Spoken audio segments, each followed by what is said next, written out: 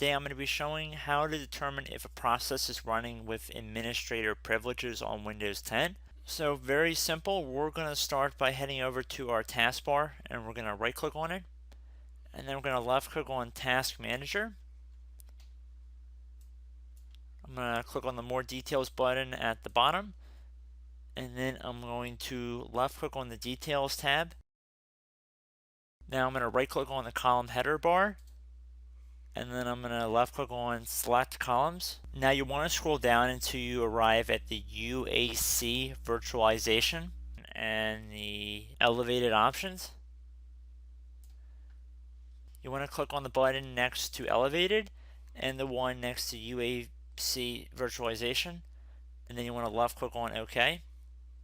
Now if I make the task manager a little bit bigger here,